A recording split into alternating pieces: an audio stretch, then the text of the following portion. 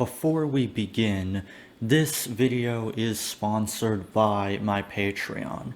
Due to YouTube's ever inconsistent standards when it comes to demonetization and big companies like Rooster Teeth and Sony constantly putting false claims and strikes on my videos and my channel, it has become increasingly difficult for me to make money off of my videos. So if you're interested in supporting the channel, please check out my Patreon.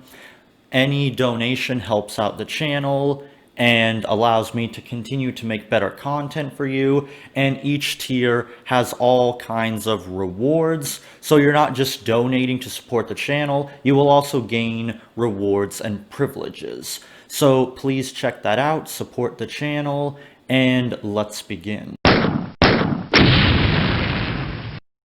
Good morning, maggots. It's been a while. Now, even though I'm definitely not going to be doing this very often in the near future, I decided that this is so absolutely insane, I have to briefly come out of retirement to make a response video to this. Here we go. The nationwide uprising against racist policing in the wake of George Floyd's murder is stunning, not least for the amount of property destruction it has entailed. Responses to the vandalism and theft have varied, ranging from condemnations of violence amid peaceful protests, warnings of anarchist agitators, and an emphasis on criminal opportunism amid the chaos. But the mainstream media reaction has been surprisingly tempered in comparison to coverage of the 2014 Ferguson uprising. A story in USA Today suggested that while people need not condone the riots, they ought to understand them. Neither the New York Times nor the Washington Post has used the word riot in a headline. While editorials call for peace, love, and the maintenance of order, there has, thus far, been minimal liberal pearl clutching. There seems to be an understanding that too many lines have been crossed, too many innocent people murdered, too many communities over-policed and otherwise neglected to expect anyone to react reasonably. Which is why we need to cross some lines ourselves, which is why we need to steal from and kill innocent people who had nothing to do with these instances of police brutality, which is why we need to resist all attempts made by people to protect their own rights or the rights of others. Don't you dare ask us how it's going to solve the problem. We just want an excuse to steal, plunder, and murder. It is a testament to the real power of actual mass movements that the media establishment has felt compelled to cover illegal, expensive, and destructive protests with such care. On the contrary, it's a testament to a mainstream media that has sucked up to the regressive left for so long, being forced to cover these events carefully because even they recognize that what these people are doing is so unjustified, so batshit crazy, that not even they can defend them with a straight face, without alienating the normies who are still stupid enough to watch their shit. But what if property destruction is more than an understandable lapse of judgment and loss of control?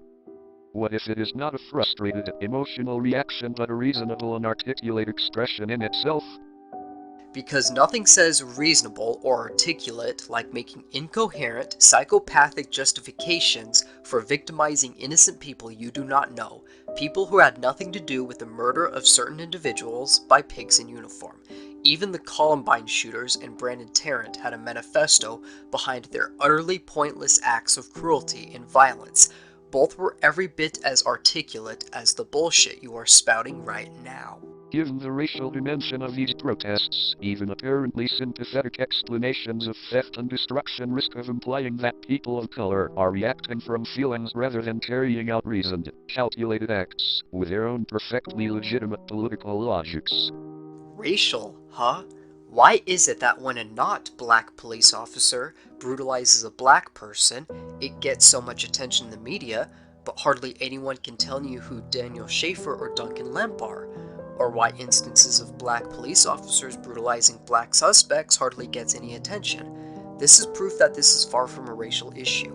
The mainstream media is smart enough to realize that white on black crime is almost universally frowned upon, especially when it's committed by a police officer, mainly because of how much black people suffered when slavery was still legal, and even for decades after that. which is why they report on it so heavily compared to other instances of police brutality. If it bleeds, it leads. The fact that it leads so effectively is proof that there is something else at play other than anti-black racism. But no, you need to divide people on racial lines. Attacking police stations, for example, makes rational sense. Well, it's too bad that these reprobates are too cowardly to do that. No, they have to go after innocent people instead. This moment calls for the left to define violence and nonviolence, for itself to decide what nonviolence means in the face of overwhelming state brutality and structural economic and racial injustice. Translation. We must redefine terms, as we always do, so that we may continue to accuse our enemies of committing the very same crimes we commit ourselves. Kind of like how we redefined the term theft to mean the mere act of owning property, rather than the act of taking something that rightfully belongs to someone else, among other things.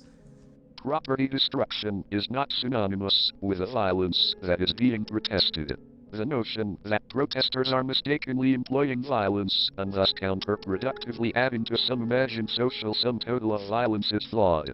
To exercise control over a man's property is to exercise control over his life, and thus make him your slave. Sounds pretty violent to me. Plate glass windows don't bleed. They don't die and leave loved ones grieving. They don't contribute to the collective trauma and terror experienced by their communities. They just break, and then, at some point, they are replaced by identical sheets of glass.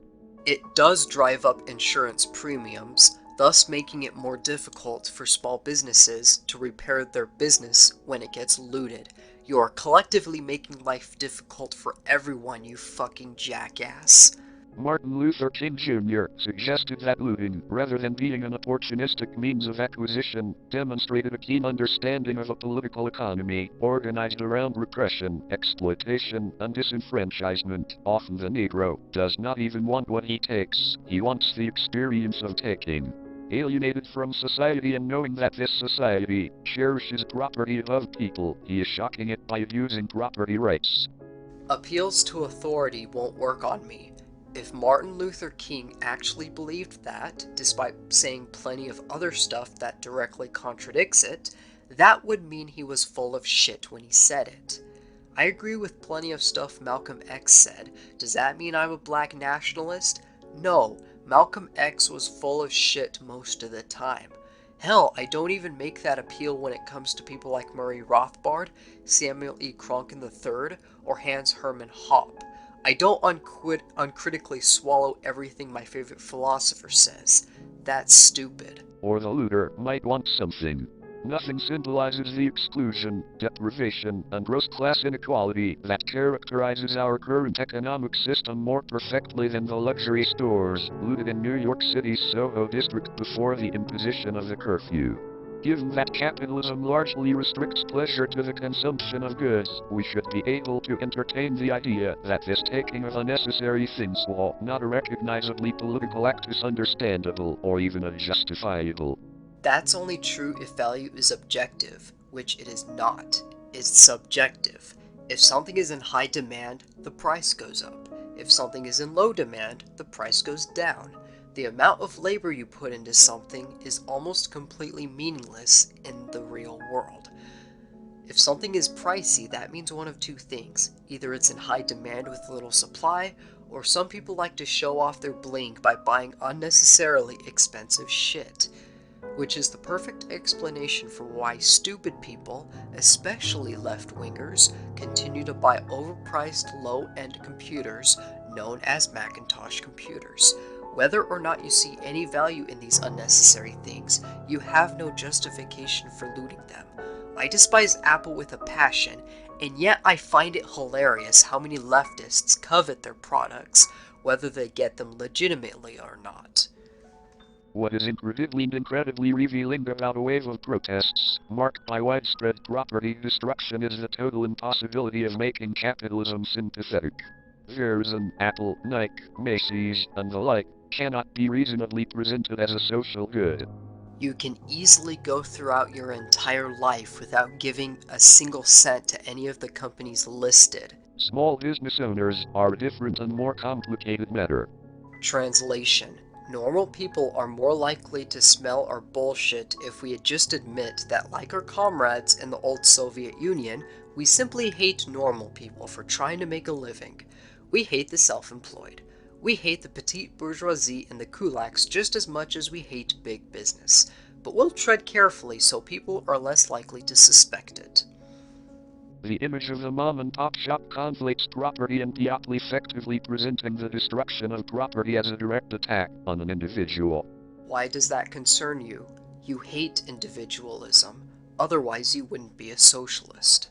Certainly there is a meaningful difference between a neighborhood grocer and a Whole Foods, but the figure of the small business is also one means by which a capitalist ruling class launders itself. This is not to say that small business owners are not sympathetic and worthy of protection, only that we should be wary of how they are instrumentalized in the service of protecting a wealthy minority. This is exactly why small business owners, the self-employed, and the so-called petite bourgeoisie are every bit as likely to be murdered under socialism as big businessmen and former heads of state are. Communists believe that anyone who does not want to live by their economic model is either a member of the capitalist class or is at least conspiring with them and is thus their enemy. They've declared war on anyone who wishes to retain their own property, who wishes to trade goods and services as they see fit, at any price they deem to be appropriate. You cannot compromise with these people. You cannot peacefully coexist with such people. People of color have always faced much higher barriers when opening small businesses due to discriminatory lending policies, and they will certainly suffer more than white-owned businesses because loans to repair damage and reopen will be harder to come by and carry higher interest rates. Trotting them out as an excuse for repression is cynical at best. Which, of course, is exactly why you support the very same policies that have historically been designed to screw over the working class and black people in particular. Stop pretending to give a shit about these people. They are nothing but political fodder to you. Many small business owners have refused to be used as a pretext for maligning protesters. Missy O'Reilly, the owner of an East Village karaoke bar, says that the damage to her establishment sucks, but it is only broken glass and stolen booze, which is an easy fix, compared to what people of color are dealing with in this country. Another cafe owner whose storefront had been smashed simply replied, "If this is the price we have to pay for human rights, so be it." Salamo Fana, a Yemeni immigrant whose store, Express Food Market in the south side of Chicago, was destroyed amid protests, responded, "I understand why it happened, and it's okay. It's not like I have to blame someone for this. I understand why this happened. If it sends out the message, it doesn't matter to us." Zuhalia Anderson, the owner of the Urban League of Self-Defense, thinks that property destruction was politically necessary and continues to support the protests, in spite of her personal losses. "I think we've tried a lot of ways to be heard," she said. "People riot because they can't speak it no more. They just have to show you." All you've got are anecdotes about cash-cucked business owners who labor under the delusion that the people who stole wealth from them and destroyed their property were acting reasonably, or that their behavior was even remotely justifiable or even sympathetic, or that destroying the livelihoods of innocent people will do a damn thing for the families still grieving for the members who have fallen victim to police brutality, or do anything to actually hurt those responsible. Infinitely more accounts abound of small business owners crying about their livelihoods being destroyed, brothers and sisters, mothers and fathers, mourning over the loss of their family members, killed not by police, but by leftist filth, who grasp at any flimsy excuse they can to victimize their fellow man. Shop owners taking up arms to defend their property, or civilian militias organizing to protect their own property and the property of their neighbors. The people you mention are utterly spineless cocks who don't believe in standing up for themselves. We're not stupid. We don't believe that most people are like that. Offensive as it is to liberal sensibilities, property destruction may be integral to the success of the current youth regime. At the very least, it is what marks it as different from the many other waves of protests against police brutality that have occurred over the past decade. Not because property destruction has any moral or political value in itself, but because it is coercive. Yes, it is indeed coercive, not to the state, but to innocent people who have done no harm, because again, you are too much of a pussy to actually go after those responsible.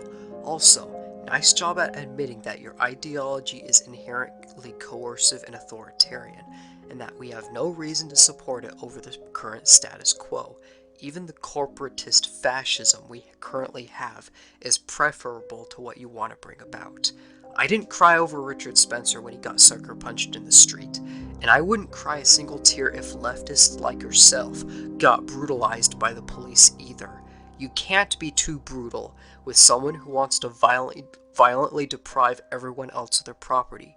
You can't be too brutal with a violent authoritarian who believes that his objective opinion on how the world should be run is the one objective true way.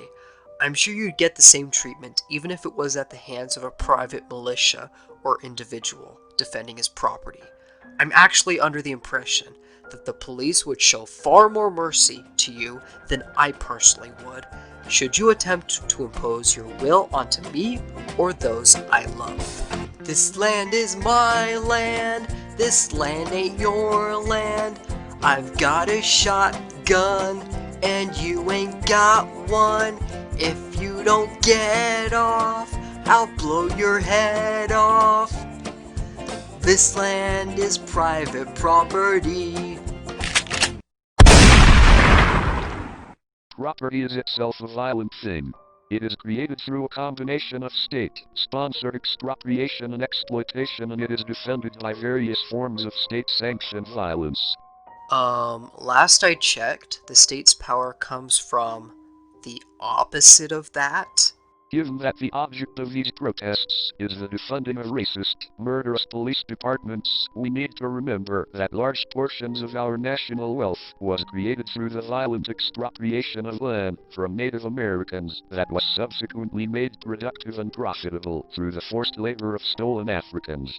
I hope you don't forget that your beloved Karl Marx openly cheered on the United States for conquering Mexican and Native American lands because he believed that neither of them made any profitable use of the resources that they sat on. Your ideology has absolutely no moral or ethical basis upon which to oppose imperialism because you do not recognize any borders at all, whether they be between nations or private property owned by individuals.